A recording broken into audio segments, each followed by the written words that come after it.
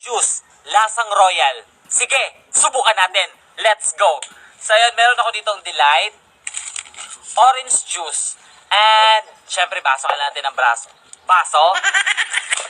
Sana totoo talagang lasang lasang royal. Psst, bango. And then, ayun. So ang comment na to ay galing kay Maros Enzo. Shoutout sa'yo.